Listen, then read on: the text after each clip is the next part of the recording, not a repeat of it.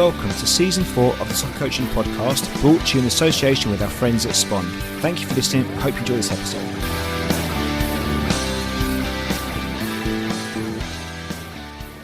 Paul, welcome back to the Soccer Coaching Podcast. How you doing, my friend? Hi, Scott. Yeah, podcast hat trick. I think this is now, isn't it? You love it. We love you. No, thanks for inviting me on. It's nice to come back, and we've kept in touch over the lockdowns, haven't we? So it's nice to come back on and have another catch up. Paul, honestly, it's great to have you back on again. I think it was always the plan to get on at some point during season 4. It was just a case of when, and there's a good reason for having you on up front. And it's going to be the first episode of season 4 because of what we're going to talk about. I think it's really important about how seasons start and how we support young players, and really, I guess, getting off the ground in the right way, isn't it? That's kind of what we're going to cover today. That's right. Yeah, I think it's hopefully timed quite nicely. What with the new season just kicking off, and everyone fresh and ready to go after many months of being inactive and looking forward to getting going again. Yeah, just pleased to get out there, I'm sure, and hopefully have a less interrupted season. So let's not tempt fate too much, but that's the plan. Well, Paul, look, this is your 3rd episode, and the other 2 have been fantastic and well received. I think the last one was episode 61. So if people want to find out a bit more about you and stuff, I would refer them back to that, if that's okay, in more detail, particularly around the work you're doing around your storytelling and the books, which we will talk about at some point, if that's okay too. But just for those that are tuning in today for the first time, maybe, or hearing you for the first time, I don't often restrict guests to 60 seconds, but the fact we've got you done previously, are you happy to just give a brief 6-second overview of your background, what it is you do now, and kind of a bit about your journey? Yeah, that sounds cool. So I'll start off with where I'm at now, and I'm doing a variety of roles at the moment. So I'm at Watford Football Club, the academy, working with the under-9s and under-10s. So hugely enjoyable role, really positive environment at the minute. There's a feel-good sort of atmosphere around the club. What with recent sort of success in getting promoted back to the Premier League, and everyone's in a real positive frame of mind, staff and kids.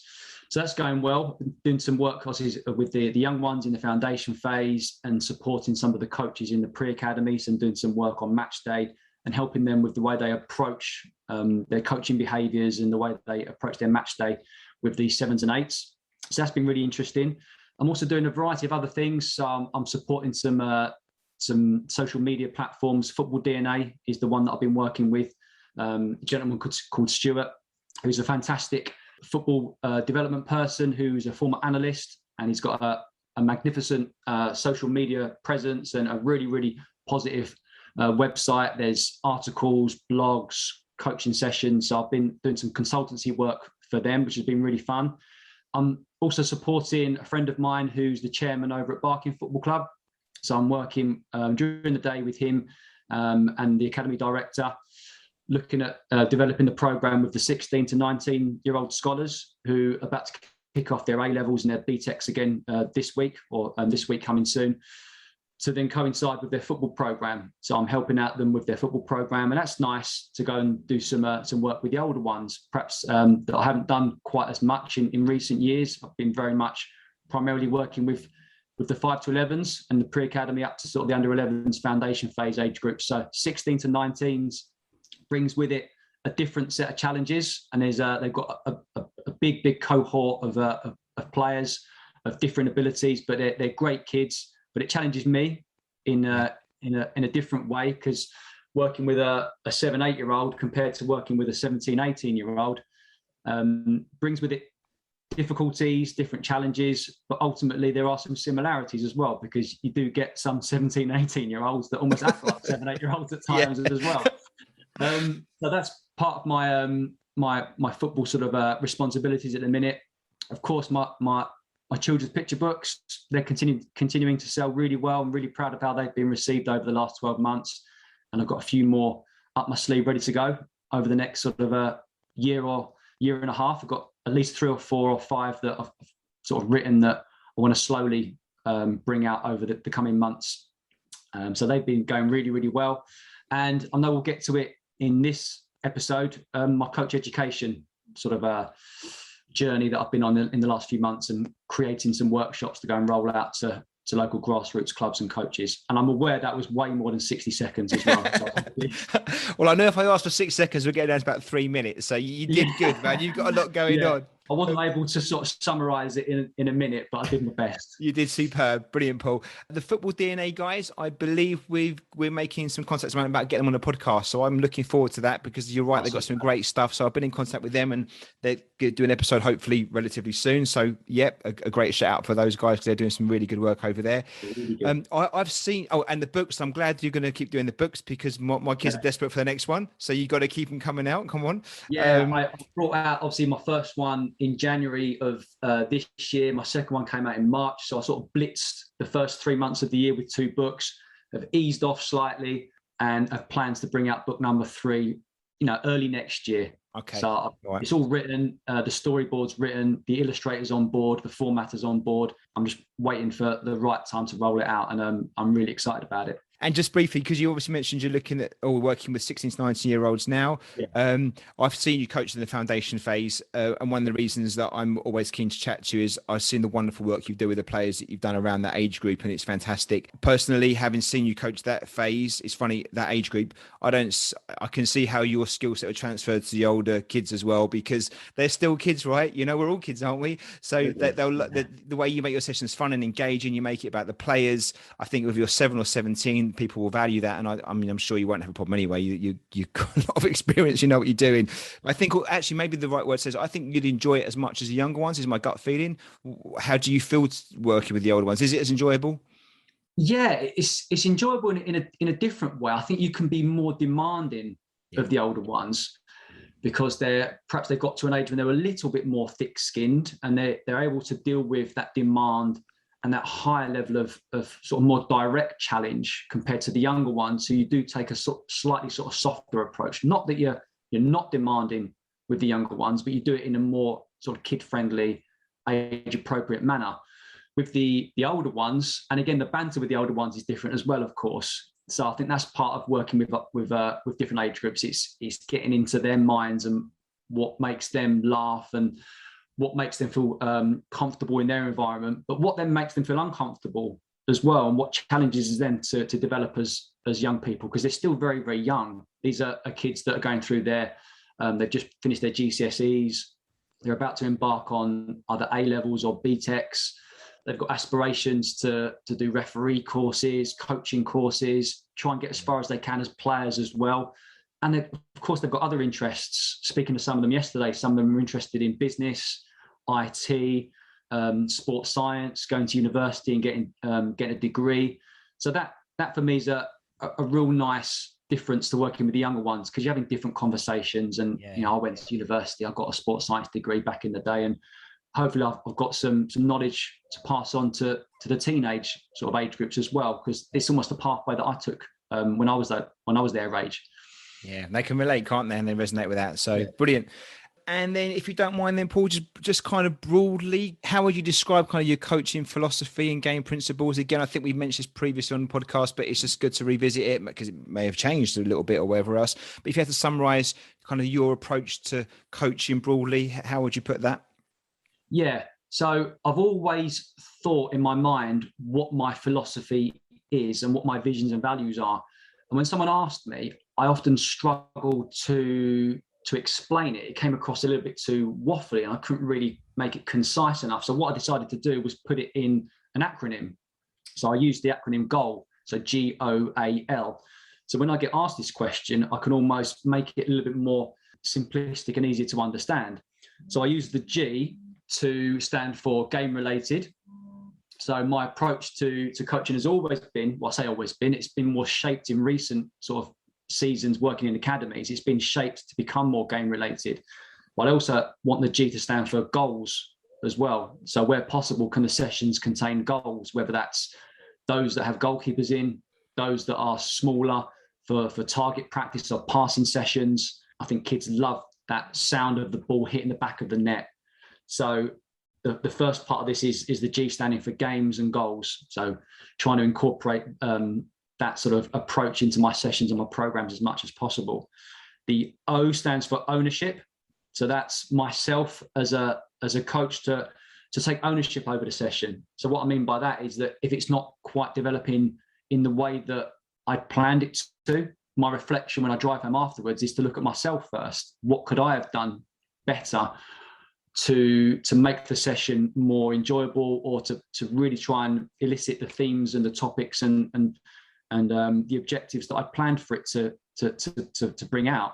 But I also want the ownership to be aimed at the kids as well. So the kids have to take ownership. We can't control them. They can only control themselves. So this comes down to, have they put as much effort in as possible? Have they really tried to apply themselves? Have they acted with the humility and the discipline and the respect of the core values that we're trying to instill in our young players and our young people? So ownership, I think, is a two-way thing. It's us and the kids as well. The A stands for athlete-centered, but in brackets, it's more child-centered. So in that way, every session I devise now, and we'll get to it in a bit, that I've managed to almost reduce the number of sessions in my sort of session library, if you like. So there's more consistency and kids see the similar sessions more often rather than it being always different. So we're always trying to put the child at the center of it. So in any session plan and design, rather than the content of the session, I'm almost thinking now, what question would I ask this particular player at this moment? Who's going to be perhaps striving or struggling at this moment? And my session plans are more bullet pointed with those types of annotations now and questions, and trying to almost predict what will happen in a session, but make it around the player rather than the content and the design of the plan itself. But I also want the A to stand for affordances, as in opportunities. So that's kids playing in different positions. That's experiencing different game formats, different size pitches, different oppositions. So I think we need to really throw as many different affordances at the kids as possible. And then finally, the L stands for long-term development. So I'm not always thinking about the here and now. I'm thinking about passing a player on to the next age group, whether that's 9s to 10s, or in my experience, it's been passing them on from 11s to 12s. So that's from one phase to the next. And that's also when they're moving from year 6 into year 7. So there's a whole range of different sort of life changes they're going through then. But then ultimately, I want the L to stand for life skills. I think of all the things I've just been sort of discussing, life skills is the most important. So I'll always try and instill a key life skill in any session, whether that's patience, whether that's trust, understanding, whether that's trying to deal with a particular emotion. So hopefully that summarizes the way I think, and to stick it into a 4-letter acronym means it's easier to explain to someone. It's awesome, Paul. I say it quite a lot on the podcast. Every episode, there's always 2 or 3 little nuggets that come up 100%. You've already started off in the first 10 minutes with one. I'm not going to lie. I think I'll be stealing that one. It's brilliant. That's fine. I've said it many, many times, Scott. The best coaches are the best thieves. So no, honestly, Paul, look, to summarize your philosophy in a succinct way is always hard, right? But to put into an acronym that kind of just gets out what it's important to you is awesome. And goal, being game related, ownership, affordances, athlete centered, and long-term development life skills. I mean, what more do you want? It's sealed in there. That basically encompasses everything. Whether I've sort of had to sort of change the wording slightly, but that's everything that comes from me over my sort of 20 plus years. And hopefully that's what people see when they watch me coach as well, and what the kids would say. Ultimately, they're the most important ones. And I don't want to get too down this road, we've got a lot to talk about, but has that moved a lot then from, say, 20 years ago? Because when you look at that, if you look at the 4 letters there, 3 out of the 4 definitely are more around psychological and kind of, arguably, not even football related stuff. It could be anything: ownership, affordances, and long-term kind of development and life skills. That could be any subject, really. Obviously, game related and goals is more about sport specific and in football in this case. But the sense is kind of along the lines of things have moved around from the X's and O's to actually that psychological and social side. Is that your journey? Is that what you found? Yeah, 100%. I think just becoming older and having kids has shaped a lot of my thinking now. And I said this to someone the other day, that becoming a parent really, really changes the way you think about child development and the way you try and instill your beliefs into them, but doing it in an indirect manner and never trying to sort of just directly throw your beliefs and ways of thinking onto your kids, and trying to prompt it and allowing them to make mistakes. I think that's the most important thing that I've learned since having children, that within reason, of course, there are mistakes that the through sort of danger and fear of becoming unwell that obviously you've got to steer clear of rather. But I've got no problem with my kids making mistakes. And I think if you can have that trust in yourself to allow that to happen, there's massive transferability over to your football players and the kids that obviously that you're supporting in your programs as well. But I'm really interested in the psychological sort of part of the game, and doing the Advanced Youth Award 5 years ago just accentuated that. We did a lot of work around the technical tactical corner still being of importance, but traditionally that was perhaps prioritized over the right-hand side of the long-term player development model, which was the more psychosocial aspects of developing young people. So that for me is of far more interest to me now. I take a real active interest in listening. For example, I've done some research on how to actively listen to people and children, even down to what I narrowed down to 3 key areas. So when I'm listening or when I'm asking a question of a colleague or particularly a young person, I'll make sure that the first thing I do is I make really, really direct eye contact with them. So making direct eye contact, keeping my mouth closed, which I think is an important part of listening. So when that person's speaking to me, through research that I've done, if the listener has their mouth open, the person who's speaking can interpret that as they're going to interrupt me. So I always try and make eye contact, keep my mouth closed. And the last thing I do is I always try and tilt my head. I tilt my head to the left. So psychologically, that means that you're trying to empathize and understand with the person talking. So those 3 things I'll go out of my way to really actively do when I'm asking a question of a young person and they're giving me an answer. Eye contact, mouth closed, and head tilt until they're ready for me to then answer their question or to give them some more support. I've suddenly become very conscious of my head position, my eyes, and my mouth being open, Paul. So I'm going to think when someone talked to me, they said to me before, they said when I'm talking to you, you tilt your head to the side, and then I explained basically what I've just discussed there. And yeah, it's interesting, but yeah, it makes you then look at other people when you're talking to them and seeing what their responses are like. And when I'm talking to someone, if their mouth's open, I'm thinking, yeah, are they listening to me, or are they thinking about what they're going to say? And are they in any moment going to interrupt me and change the course of the conversation, you know? It's funny, Paul, because when you watch coaches, and this happens quite a lot with the Q&As and the questions, and I've done it myself, where you kind of ask a question, but you're not really paying attention to the answer. You're kind of just asking it because you think it's the right question to ask. You might have the group of the kids around you, and you're almost thinking about the next session or watching the ball over there or watching something else. And the kids sense it, don't they? Or the players sense it. I'm talking about children, but, you know, adults sense it too. The body language is so important, isn't it? Again, we don't go too far down a road here that's going to take us off the main theme of today's session, podcast. But you think the body language, and, you know, sometimes we're not always conscious about, you know, how we're coming across, right? And I guess maybe the power of video in a session or recording a session, that helps loads. Have you experienced that? Have you had that yourself? And does that make a difference? Yeah. It's the biggest learning curve for any coach to have yourself filmed and preferably mic'd up as well. You can almost make notes over the quantity and quality of your questions. Obviously, because it's being filmed, you can look at your body language when you're interacting with the players. You can look at your coaching position in relation to the ball and the football moments that are happening in front of you.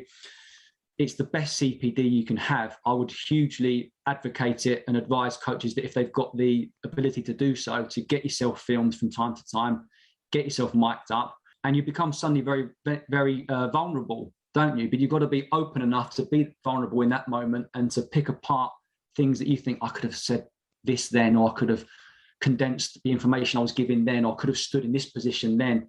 Yeah, it's the best CPD you can have. And it's something that I would hugely advise anyone with the ability to do it to go ahead and do it.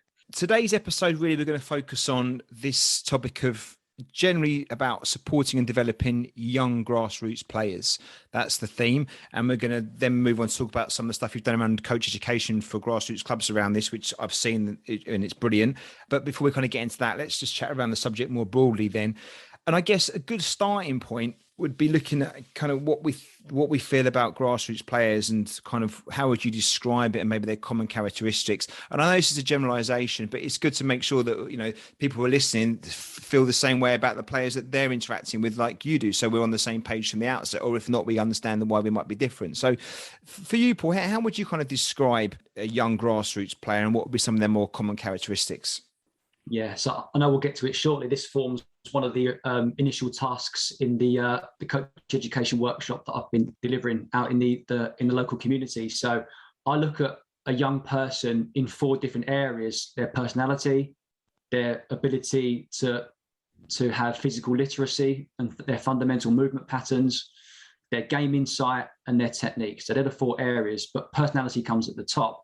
So one of the initial tasks we do with the coaches is to ask them, and we do this for like a minute, a real snapshot, try and write down as many words as you can to describe grassroots players, either that you currently are responsible for or players that you've worked with previously.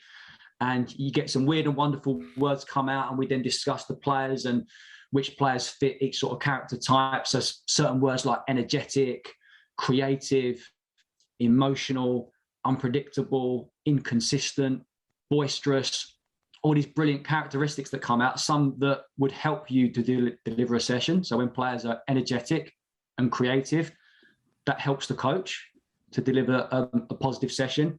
But then some of the more challenging words like inconsistent, emotional, boisterous, we're going to get those types of players in our sessions as well. There's boys and girls that have those character traits. So part of the thought process behind the workshop is to try and find that information out from the coaches, find some examples of when players are acting in those ways and what approach they take with the positive character traits and with the sort of more inconsistent character traits as well. So yeah, it's a real interesting task because you get some real nice insight from the coaches straight away. And then I put across obviously my experiences and talk about the players that I've worked with and what sort of categories of character attributes you could assign to them as well. And obviously there's going to be lots of crossover there with some of the stuff you get back, I'm sure, from the sessions that you do with like the common themes. Is there anything, well, no, actually, do you see a difference between coaches that coach boys and girls or men and women? I mean, is there still lots of crossover or are they more separate in how maybe those characteristics are? Yeah, I'm not going to try and pass off that I've worked with in girls programs to any great extent. I've had some experience working in America when I was a lot younger. I've had some experience when I worked for the FA, going into schools and doing after school clubs with girls and boys in mixed sessions. The understanding I have of girls football and the experiences I have rather of observing and my own interpretation of it is that sometimes coaches have been more understanding and patient with girls. Whether that's right or wrong, I don't know. This is perhaps what I've seen. They have perhaps been more strict and authoritative and demanding of boys. Yeah. And whether that's right or wrong, that's not for me to sort of divulge, really. I'm not too sure what my opinion on that is. I think you can be challenging and demanding of female footballers as well. Female football in this country, I think, is at the highest level it's ever been in. And we're striving as far as the Women's Super League and our national team are on the global sort of recognition status at the minute, and they're doing really, really well. So I'm more along the train of thought now that we can be demanding of our young female players. And I was fortunate enough at Arsenal to have 1 or 2 female young girls join in our training sessions from time to time, and the ability level was frightening. Yeah. They were technically very, very gifted. Their work ethic was outstanding. Their game insight was at a good level. They clearly loved the game and watched the game extensively on TV and live football. So they understood tactics and strategy. And I could be really demanding of them. But that was obviously at a level that's in an environment when it's more academy-based. My grassroots experience is more minimal, working with young girls and female footballers. But I don't think we should really treat them any differently. Young kids are just young kids. They want to learn as people and get better and develop at football. I think our approach should be more consistent, perhaps. I guess that was kind of my point. I wonder whether or not some of these characteristics that coaches perceive from their players, whether it's boys, girls, or whatever, it may be socioeconomic backgrounds, it may be creed, color, race, all these things, whether or not you get these subconscious stereotypes as a coach, and therefore you start pigeonhole players. So you might say, actually, oh, this kid's boisterous, or this kid's not very interactive, but actually maybe they're just shy. Maybe the boisterous kid's actually just like one of four brothers, and he's used to having to fight at home for everything, and that's all they know. So it's part of looking at this. Also then helping coaches understand that maybe not to be too judgmental or use stereotypes, and actually maybe getting to know the players is important. Yeah, so I call that unconscious bias. So that's what I was looking for.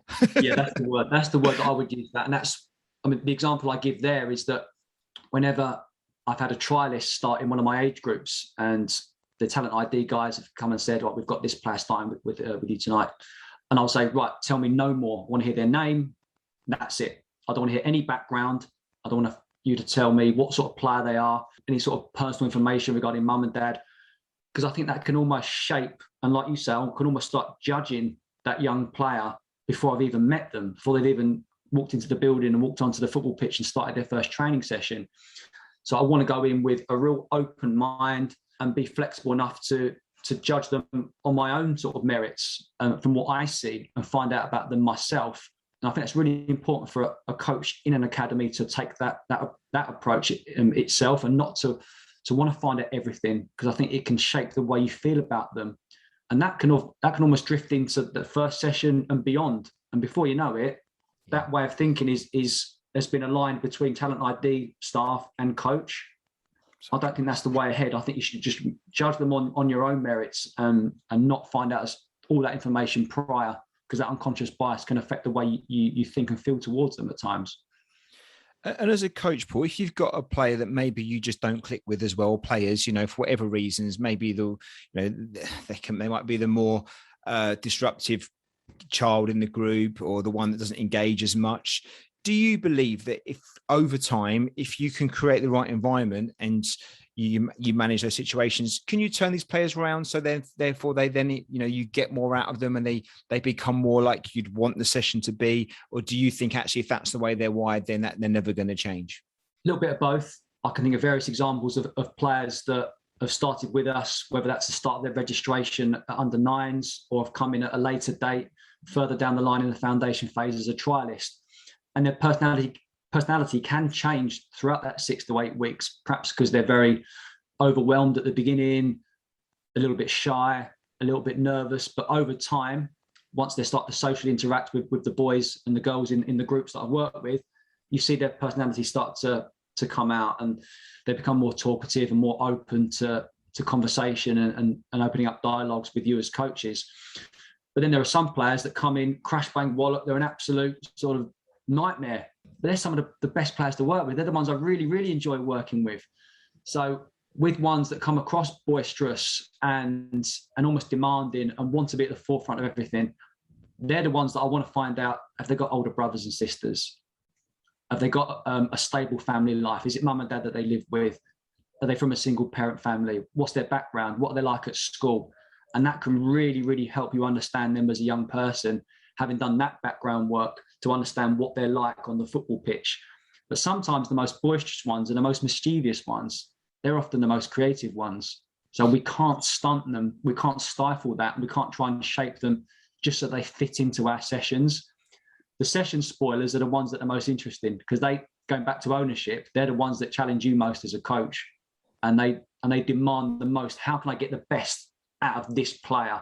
Don't want to change their personality. Might have to shape it a little bit so that they're a bit more conducive to want to learn, but you can't change someone's personality. Yeah, and the cheekiest ones are often the most fun to work with, I found in my time. We'll link this in now. So that we've looked at the kind of the grassroots players and characteristics there then. So now let's look at the coaches themselves, and we do some crossover there, maybe looking at some of the things that help the grassroots coach support the players. But first and foremost, what would you say makes a good grassroots coach?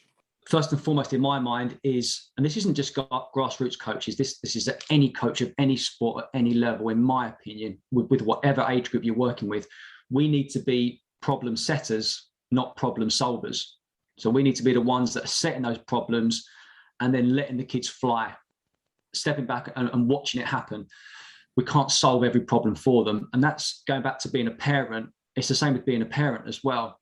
And some of the most fun as a parent can be stepping back and just watching your kids try, whatever that case may be, whether that's a sporting context or an academic one. They bring some homework home, they ask you for your help.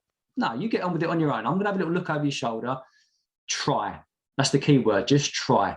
To go in immediately and solve the problem for them is not the solution for me. You've got to find out what they're capable of, and often they'll surprise you. So I think a quality of a grassroots coach is that ability to step back, set the problem, set the scenario, and then just watch it develop in front of you. But then have the timing and the confidence to know when to step in and what approach to take, whether that's a direct, no, this is what we want to see. And that's fine from time to time in the right context, at the right time, for the right reason.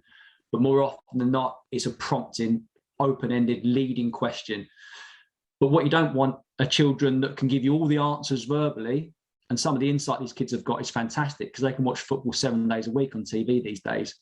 That's great, but you want them to be able to show it visually on the pitch, whether that's games. So sometimes it could be they begin to answer a question verbally. It's, no, show me what you can do. So it's that ability to ask questions and know what sort of evidence is required for you to understand and see that they're learning the things that you're trying to teach them. I think other things would be how you connect with the kids away from football and find out about them as young people. I think the age-specific understanding is key.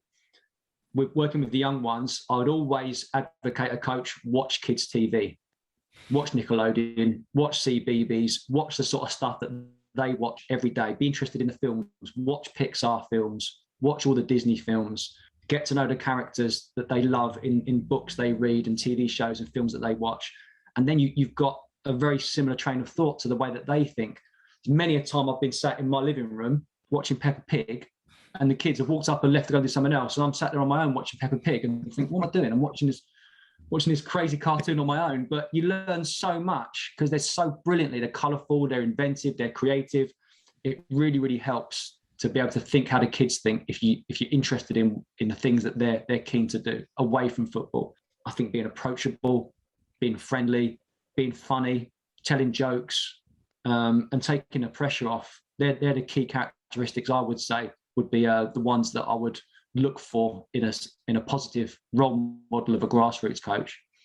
And I think I've written down one word here. I think it's empathy, isn't it? All these things kind of come together with the ability to kind of empathize with the players that you're working with. If you can't empathize with them, then you're going to struggle. I think as a coach, there'll always be some kind of disconnect there. And okay, so you might be a 45-year-old man coaching under sevens, but you still got to think like an under seven, right? And I guess the challenge is also thinking about the different under sevens, because not all these kids are the same. Just because they're 7 years old doesn't mean they're all the same. And like you said before, their backgrounds could be very different. Their home life could be very different. Their experiences could be very different and stuff. And as a coach, you've really got to try and find a way to put yourself in their shoes individually, because that really helps you then. So if you have got that kid that's mucking around a bit more disengaged in the sessions, if you can understand why, you're much better positioned to support them, aren't you? And then you can be like really help them out rather than almost. Sometimes I see, and again, I'm not trying to be critical here, but sometimes I do see coaches that can't empathise with some of their players, and therefore they almost just disconnect from competing, almost give up, and it's always the player's fault. Then it's never what the coach can do to support. And I know it's not easy, but I think once you've done that, you've kind of lost. And if you've got to be empathetic with the players, haven't you? And you've got to find a way to connect. Is that something that you'd agree with? Yeah, absolutely, 100% agreed. I've learned that over time, working at different levels and formats and age groups within the game itself. I think each player certainly possesses their own little unique personality. Part of our duty as a coach isn't just to understand the game itself and to try and impart our knowledge on them from a football context. It's getting to know their social background within reason, what their personality is, how they enjoy to be coached. One of the questions I ask at the very start of every season is, ask it to every player, how do you like to be coached? And I get that information early. And that can really help with the way that I then plan sessions, devise practices, ask questions of and challenge them in the way that suits them. Some like you to be very, very demanding with them and be very direct with them. And that might go against all sort of Q&A, trial and error sort of approach that you think is always going to be leveled at foundation phase. Some kids want to be told the answers from time to time. So if that's the case, I'll do that. Not always, because I think they perhaps don't quite understand that that's going to take emphasis away from their thinking and their control. But if they don't mind being told from time to time, that's fine. But then you've understood that because you've asked a question from them. I think behaviour that you referenced there is a key one. If any player's misbehaving in a session, I don't zoom in on them. I zoom in on myself first, because poor behaviour could be down to the session, could be down to boredom, could be down to the session's too simple for them. It's not challenging enough. It could be too challenging. There could be something going on at home.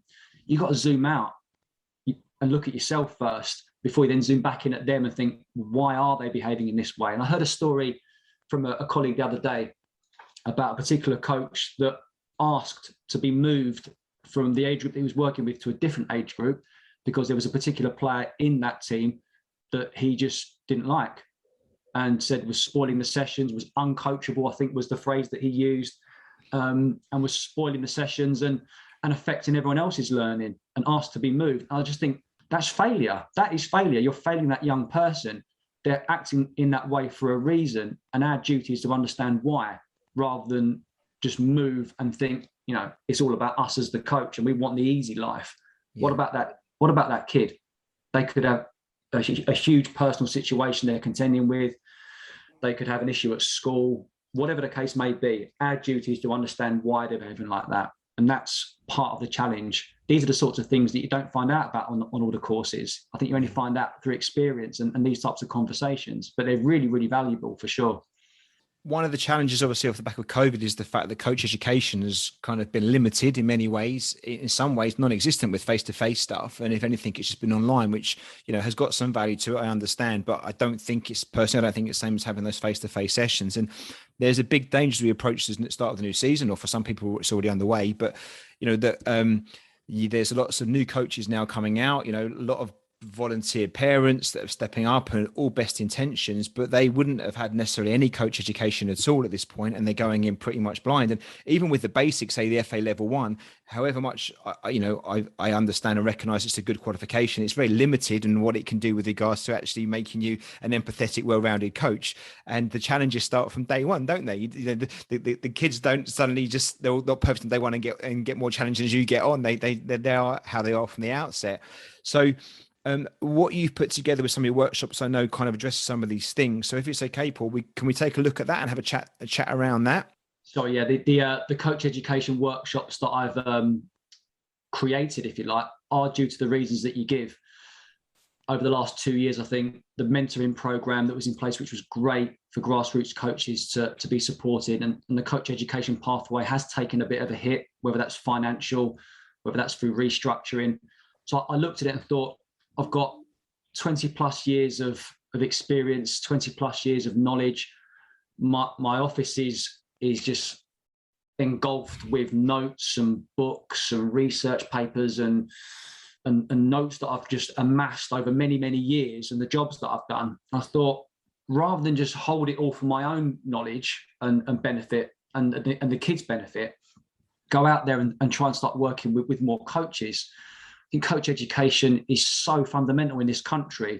I think if you look at coaching, whether you're working with whatever number of kids you've got in your group, 12 to 16 normally, you take them through a whole season, they're probably working with 16 to 20 players, whatever the numbers may be, and you're working with a dozen of those on a course. So you're indirectly helping hundreds of players.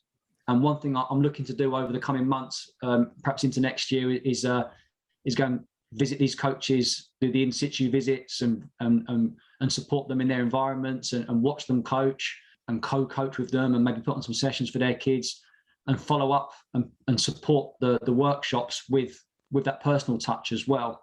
I just think working with a number of coaches, like I say, you're indirectly, hopefully positively affecting all those hundreds of players that those coaches are responsible for as well. So it's going really, really well. I've been doing it for about 6 to 8 weeks now and getting some good feedback, some good recognition, getting contacted from coaches and some programs right around the country, from girls football to disability football, and people that are seeing some of the stuff and some of the work that I'm rolling out and taking an active interest in it. So that's really nice to get that recognition that what I'm delivering is of value, and hopefully there's some long-term sort of thought process behind it as well.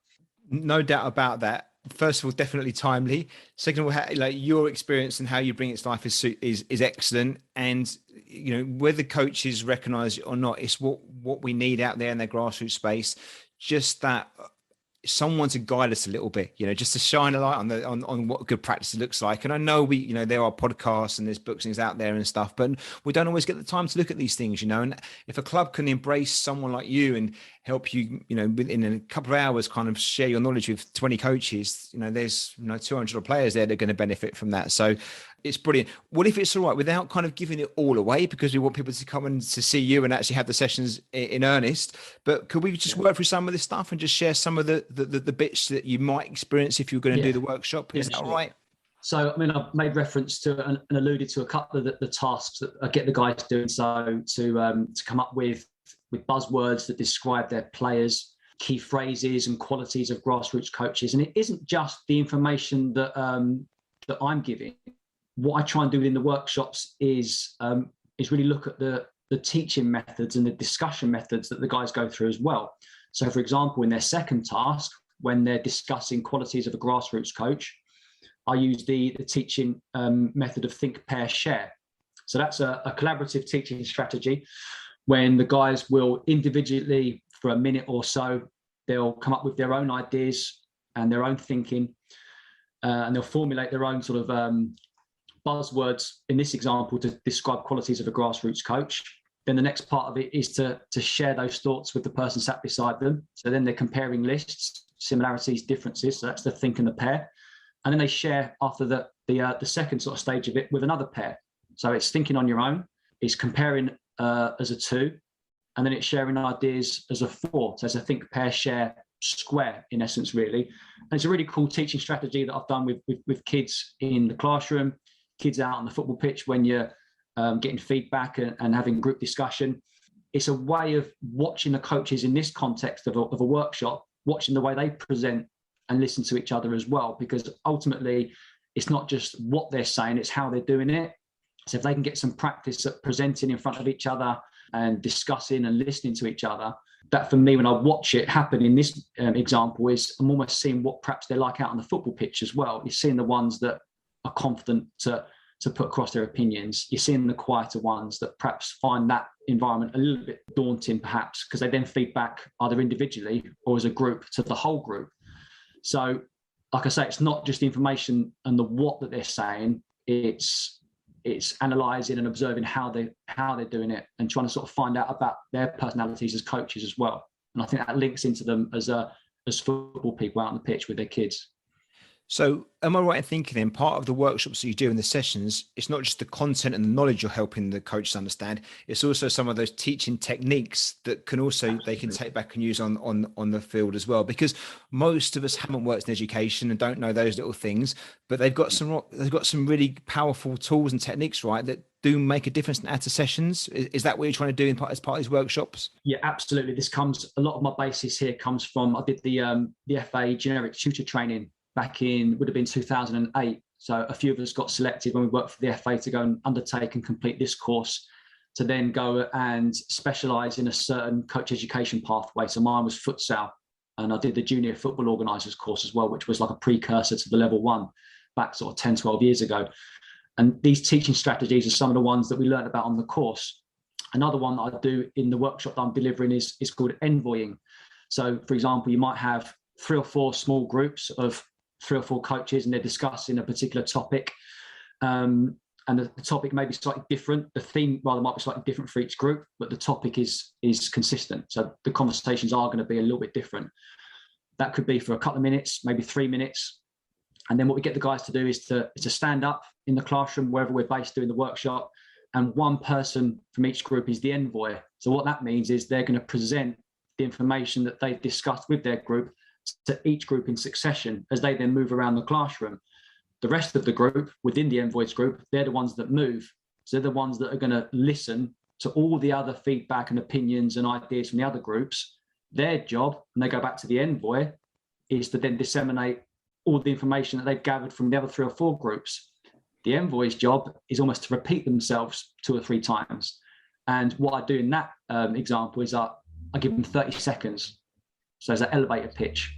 call it the bluff method, that bottom line up front method. So can they succinctly and concisely divulge all the opinion and feedback to each group in succession within 30 seconds? And that's coaching. So when they're out working with their kids, the attention span of kids we know is very, very minimal. So have a practice now. And part of the fun for me to watch that is that I'll watch the first rotation, and often the envoys run out of time because they're looking at their list, they're trying to sort of put across too much information, but then by the third or fourth or final rotation, they've absolutely nailed it. So they've had some practice themselves, and they may even one last week, he had 10 seconds to spare. So he concisely put across the info really, really succinctly with great clarity, did it in 20 seconds, but didn't lose any of the detail. But he'd learnt that within the space of 3 or 4 minutes.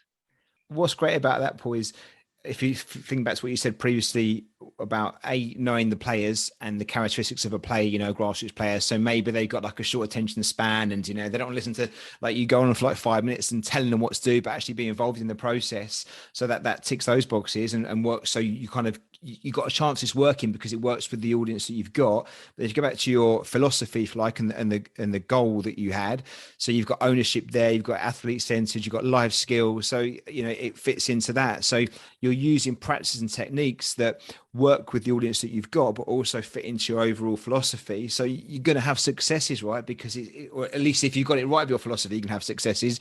But you can see that from the player engagement and the fact that they're learning. Absolutely. I mean, obviously what they're saying and the discussions and the opinions and the feedback that they give in relation to the each part of the workshop is important, and I almost liken it to what we're trying to sort of educate our young players with. I'm more interested in the how they're doing it. And there's more sort of longevity behind that, I think. So if I can try and instill that and include that within my workshops, I think you're covering a lot more learning than just the information that I'm trying to sort of put across within the presentation. Okay, Paul. So if it's okay, maybe we'll just look at 2 key areas. One would be maybe how coaches can plan and prepare for the start of a season, and your thoughts around that. And then we'll move on to maybe a session, what a session might look like. But first, if you don't mind, what would you recommend for a grassroots coach? So we've had the summer now. Like, I know how I prepare over the summer, but I'm a bit different to others. What would you say would be good practice over the summer to get your mindset and getting thinking about the season that lies ahead for a grassroots coach? I think grassroots coaching is getting really, really specific now. And I'm receiving information from people that I network with over social media, and they're sending me their coaching philosophy and their documents prior to them embarking on their new grassroots season. And I'm seeing some really, really cool stuff being sent through. Some of the documents I would liken it as far as detail and quality to some of the academy curriculums and syllabuses that I've seen within my experience as well. So the quality level is really, really high.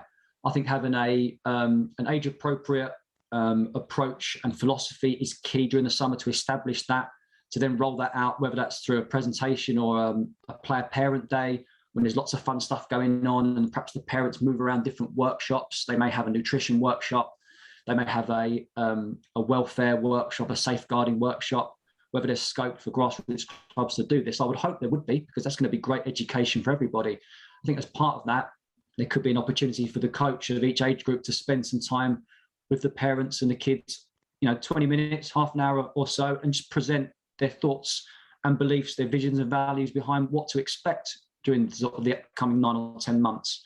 So what are the expectations on a training day or within a training session? And that's expectations of the parents, of the players, and of the coach as well.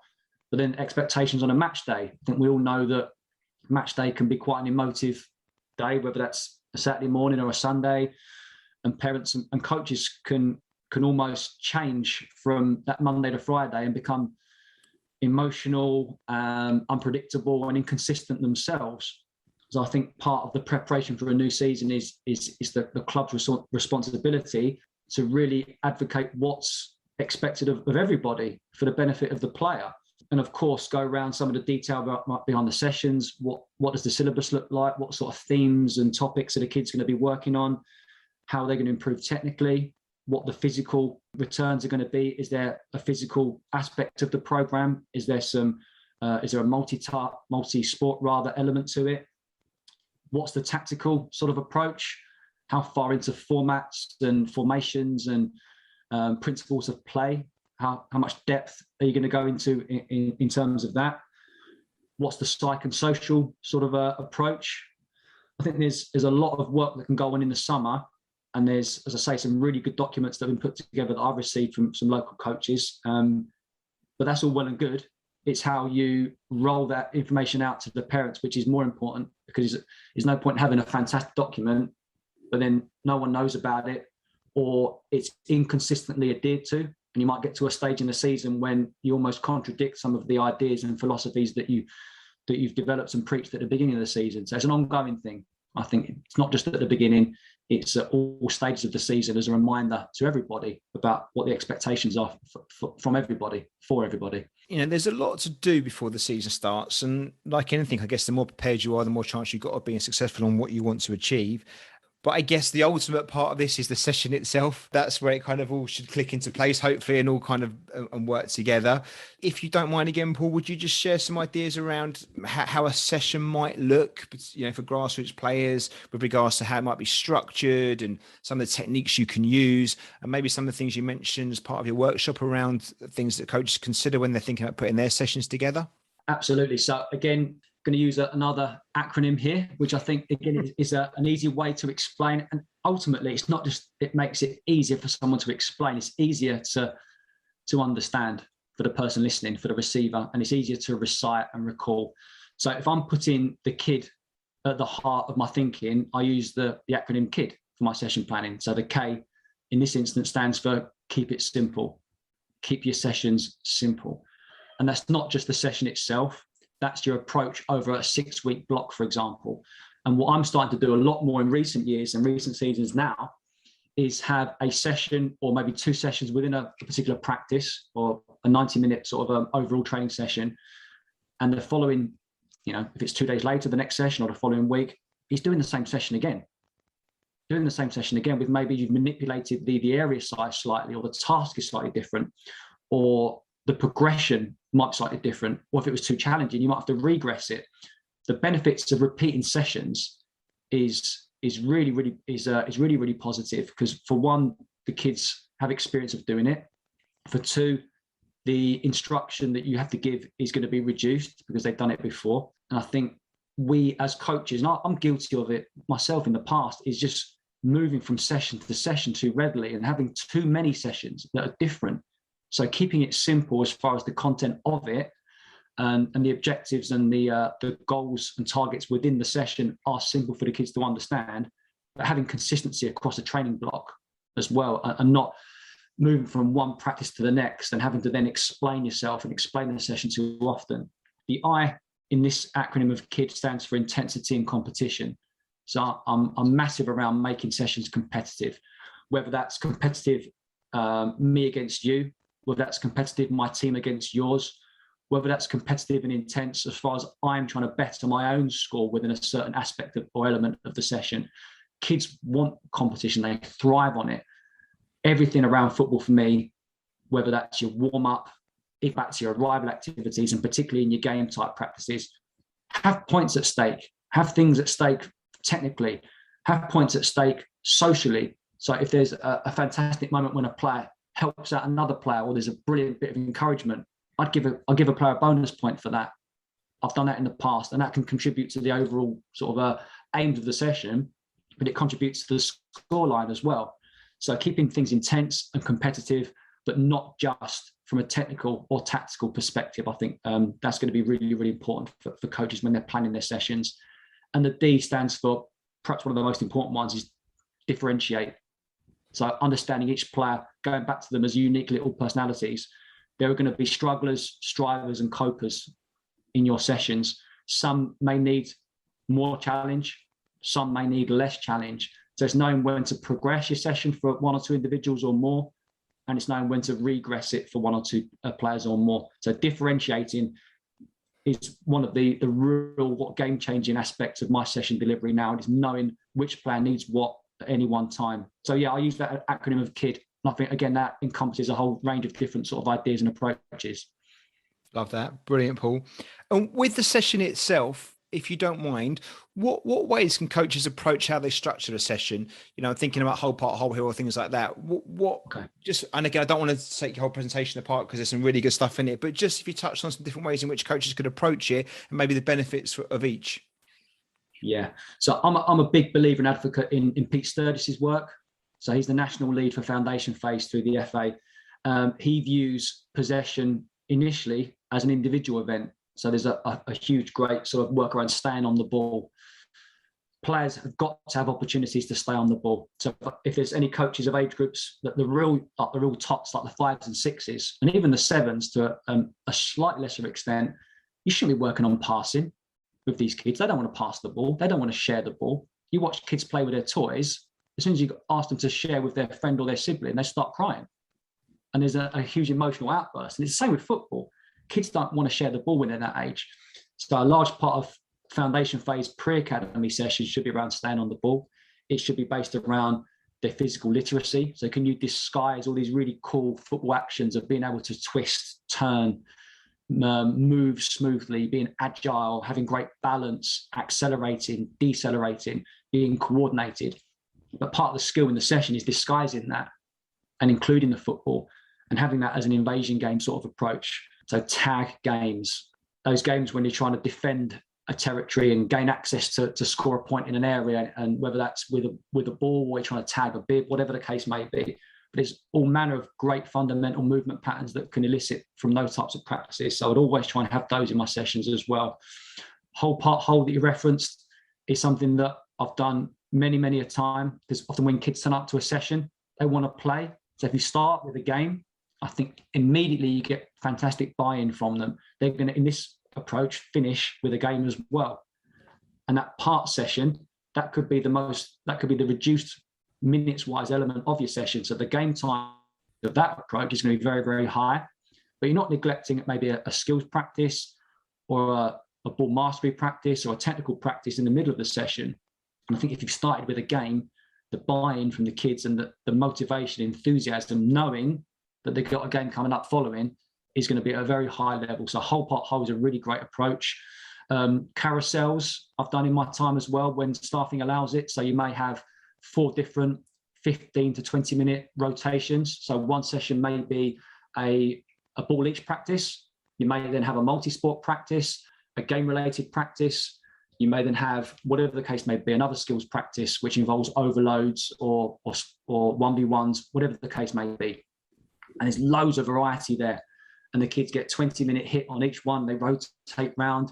The coaches need to be patient and they need to be of an energy level to know that they've got to repeat that practice 3 or 4 times perhaps. But the beauty of it is that you're delivering it to a different set of players each time. So the challenges are going to be there. It's not just going to be repeating it and saying the same things. There's going to be different things cropping up each time because the kids are going to demand different coaching styles from you. So there's a couple of different approaches, ones that I've used previously and still use to this day. Very game related, loads of variety and lots of different holistically things for the kids to work on. And you mentioned multi-sports. How important do you think multi-sport is, even within sessions? So I don't mean about children playing different sports, because I think that's taken as it's great to mix things up a little bit. But even with, say, grassroots, you got your players maybe once or twice a week and it's football focused.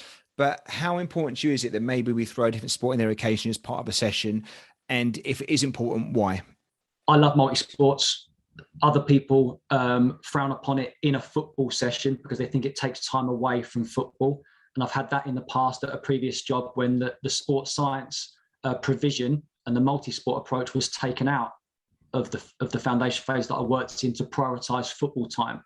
There was still some element of them being involved through fitness testing and some one-to-one stuff, but working with the group, it was taken out. And I didn't agree with it. I think when you've got a multi-sport element to a session, of course, it's going to be the minority time aspect of that session. I mean, you're not going to do, rugby or basketball or handball for 60 minutes of a 90-minute session. You may do it for 10 or 15 minutes.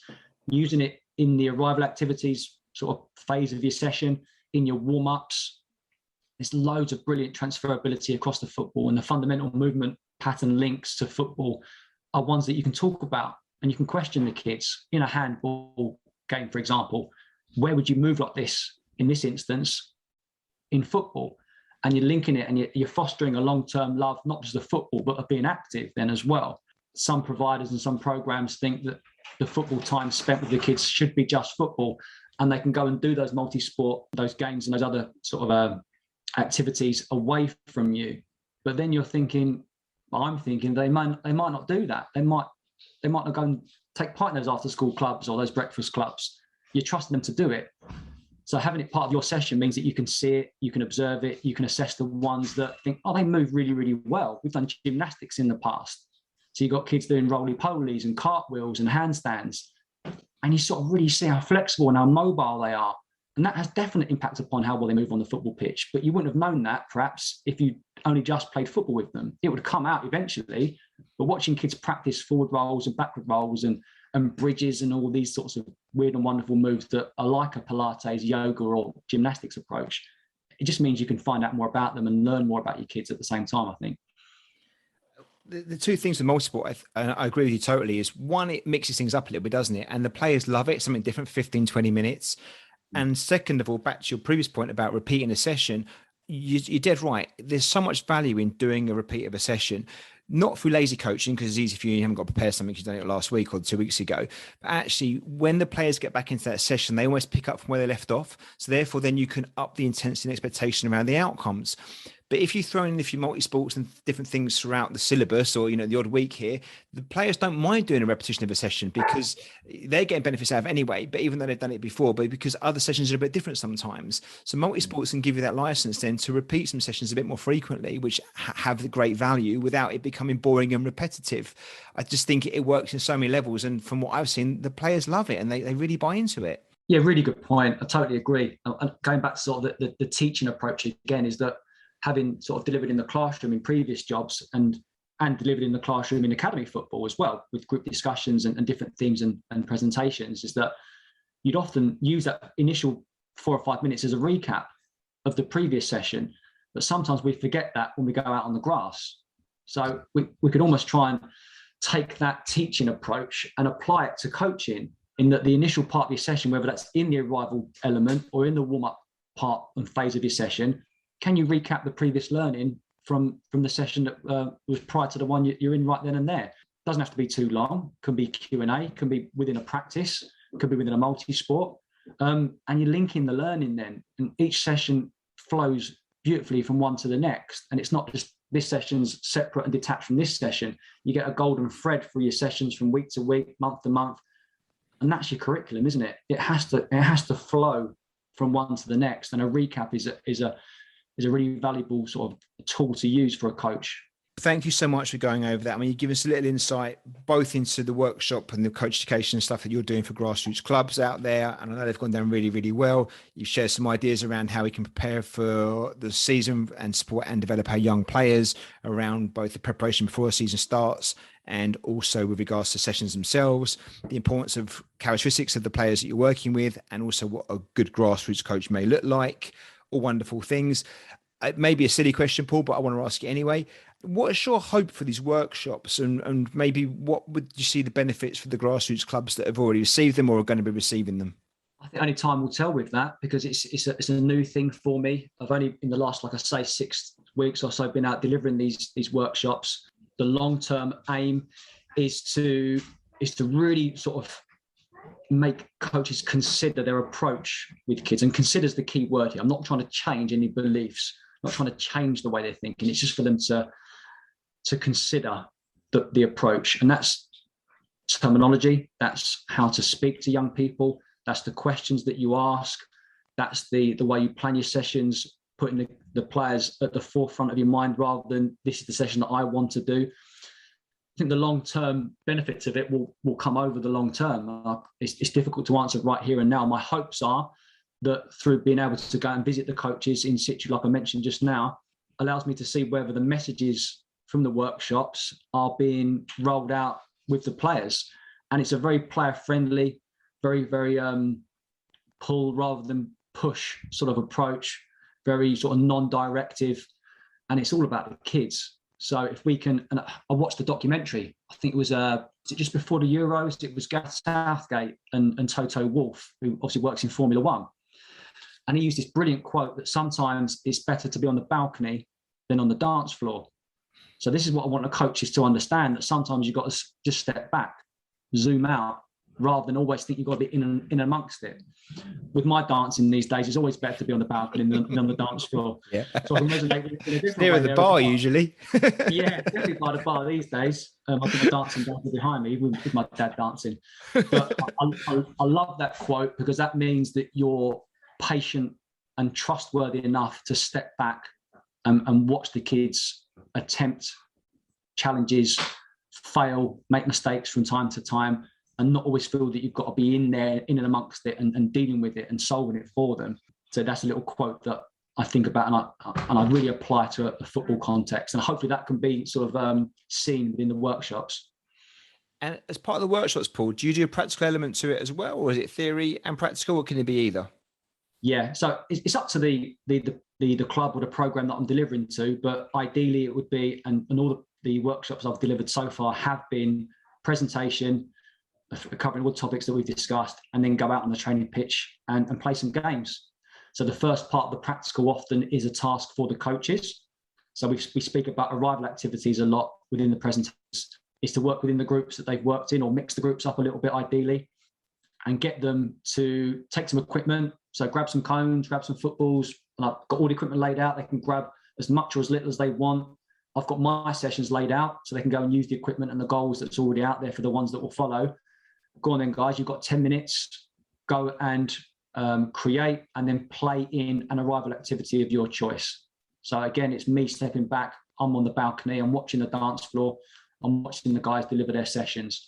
And that's really, really eye-opening, because I think of one, I referenced one a couple of weeks back, and I put out a couple of goals for a game that I was about to go and do following their task. And there was one group that went straight to the goals, played 2 versus 2. There's 4 groups. One group did that. Another group got about 3,000 cones out, passing in little sequences, and it was all very, very controlled. Others did that classic, when I've got the ball in my hands, I feed it to you, you do a little half volley back into my hands. And it was just cool to watch the different approaches, and called them back in after 10 minutes. The guys in the group that have been doing the 2 versus 2 were smiling, laughing, dripping in sweat. And I just said to the guys, I said, who's enjoyed their arrival activity the most? And they all looked at this group that had been playing the game, was like, well, yeah, who's been working the hardest? Who's had the most fun? It's clearly them. And I was like, fantastic. You've had no setup time. Your game time has been 100%. The ball's been rolling the whole time. It's been competitive. It's been fun. You've challenged yourself on task, because they didn't have to do anything. So minimal setup and just play. So that's part of the practical that we do. And then I put on some sessions which link into some of the thoughts and some of the approaches that we talked about in the presentation beforehand, play some games. Sometimes talk to the guys as if they're the players. Sometimes step out and talk to them as if they are the coaches, and get their opinions and find out about what their thoughts are behind the sessions as well. So yeah, it's usually an hour or so in the classroom and an hour or so out on the pitch. Them delivering a task, and then me working with them in different games. So it's about a 2-hour session in total. Well, it sounds like 2 hours really well spent. Any opportunity to kind of reflect on your own practice and think about how you're doing things, and to hear from someone of your experience and get your views and input, again, you know, that's invaluable that time, particularly at the start of a season, and particularly given the last 18 months that we've had with regards to everything else that's been going on. So well done for putting it together. Thank you so much for sharing a part of it with us today on this episode. I know the clubs that have done it have loved it and are getting loads out of it. I know some that you've got lined up as well will get loads out of it too. If people want to find out more about you, Paul, or ask about this, obviously geographically you're limited, because I'm going to assume you're not going to fly around the country or overseas with this right now, but maybe you will if the offer's Let's see how it goes. Yeah. You never know. If people want to find out more about you and this and stuff, what's the best way of making contact? Yeah, so I'm active on social media. My Twitter handle is pbaza07, was at pbaza07. So I'm always trying to sort of be active on there and share ideas. We do a really cool concept that a contact of mine called Lee Cosgrove set up, which is a hashtag Sunday Share, which is a brilliant concept that every Sunday coaches from all around the country, all around the world, to be honest, will share session plans or book recommendations or quotes, or just philosophies and visions of their own, or ones that they've learned over time. It's great CPD. So that's something that I would really, really advise coaches to get involved in. So on Twitter, on LinkedIn as well. So Paul Barry at LinkedIn. And I'm sure we can share my email address within the show notes to if people want to contact me to find out some more information about the workshops and about the work that I've been carrying out. So yeah, I'm always open and very, very approachable to anyone who wants to find out more. Perfect, Paul. Thank you so much again for your time. You've been a star. This is going to be episode 1 of season 4 for all the right reasons. Given that it's episode 1, there's a good chance you might be on for another one in season 4. So I'm going to push for that. But too much, Scott. When the book comes out in January, we can talk about that and some other stuff maybe. No, Paul, thank you so much. Thanks for sharing your thoughts around the workshop and all the work you've done. It's brilliant. I know we'll be in contact and talking lots anyway, but I appreciate all the help you do. Mostly, Paul, and I'm going to say this aloud because it's the truth. I know you, and I know you come in for the right reasons. You care about the players. And I guess, when you've been working with your groups, whatever club you've been at working with those, it's fantastic. But at least here you get an opportunity to influence, even more players through the work doing through the coaches. So that's going to be a massive positive thing for anyone's lucky enough to get time with you, mate. So well done for doing the right work in the right way. And thank you for sharing it today. No, top man, Scott. You're hugely supportive of me and my journey over the last sort of couple of years or so. Great platform, great podcast you've got here. Thanks so much for the third invite. I'm sure the hat-trick ball will be through in the post. Keep up the good work and thanks again for all your support. It's really, really appreciated. My pleasure, Paul. Top man. Cheers, Scott. This episode is brought to you in association with our friends at Spond. Spond takes all the hassle out of organising any group event and is ideal for coaches and managers when dealing with the administration of their teams. We've been using the Spond app for about 2 seasons now, and it's been superb help in removing the hurdles so we can spend more time doing the things that we love. Spond works across any device and allows you to share files, create polls, schedules, manage events, attendances, make payments, send group and private messages, and it even syncs across with your calendar. For more information on Spond or this episode, please see the show notes. Thank you for listening, and we hope you enjoyed the episode.